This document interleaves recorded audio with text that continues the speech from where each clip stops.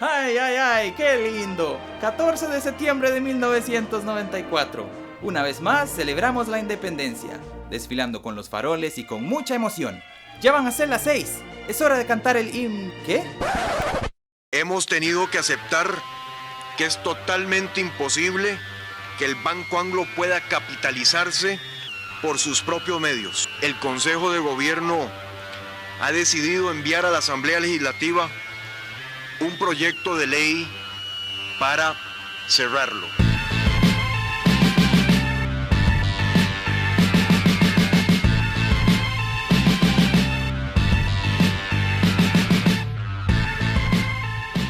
Pues sí, básicamente el presidente José María Figueres Olsen arruinó la noche.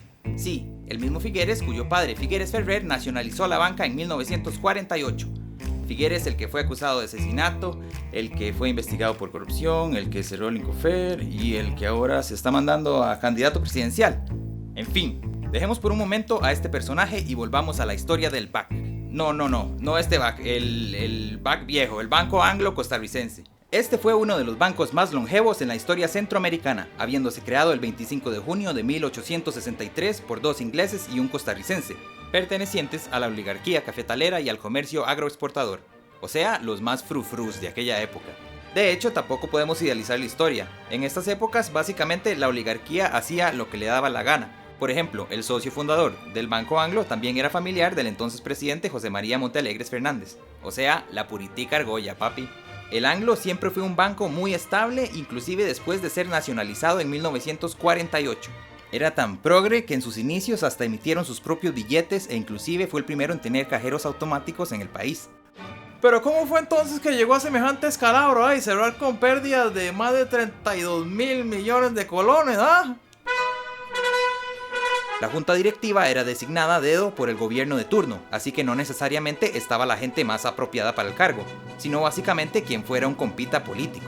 Dicen las malas lenguas que inclusive luego del Mundial de Italia 90 se nominó a Gabelo y al Chunche para que fueran parte de esa directiva, pero al final no los escogieron porque sus peinados no eran tan elegantes.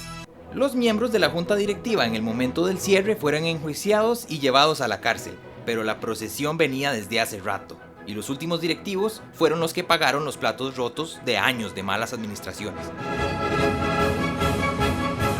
La aprobación de créditos por montos altos no pasaba por ningún ente fiscalizador, sino adivinen quién regulaba ese proceso, la junta directiva.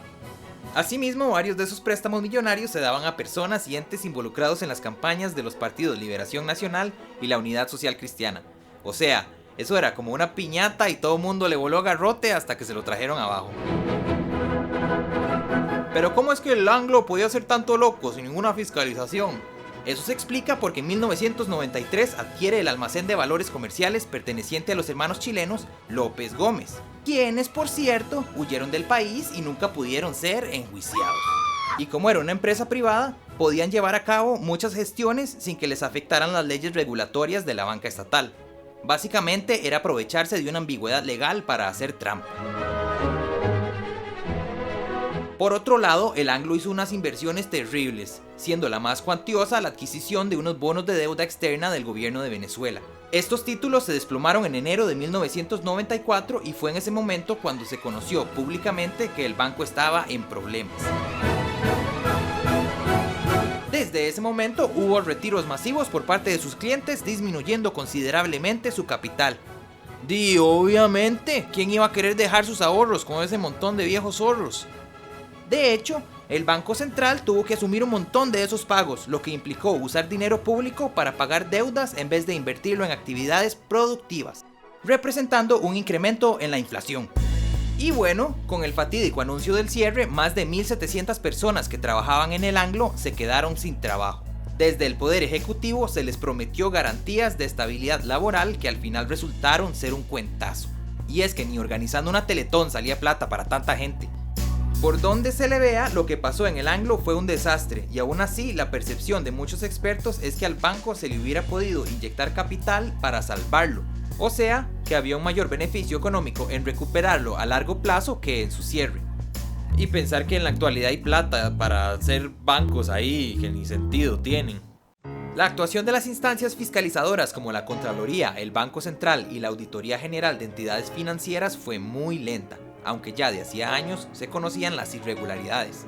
Y no es casualidad, esto era un pulso político y con el cambio de gobierno de la Unidad a Liberación ese año, los pericos no dejaron pasar la oportunidad de glorificarse a sí mismos y acusar a los mariachis de corruptos.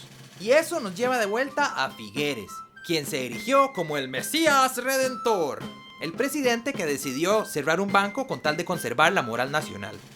De por sí le cayó como anillo al dedo, ya que durante la campaña electoral había anunciado sus intenciones de reducir la banca estatal. Chao, Banco Anglo. Nos vemos en la otra vida. Y ahora sí, salga con su farol a cantar el himno. Pero si realmente quiere ser patriota, nunca olvide estos errores históricos, ni tampoco quiénes fueron los causantes de ello. No puedo, no debo, no quiero sobrevivir.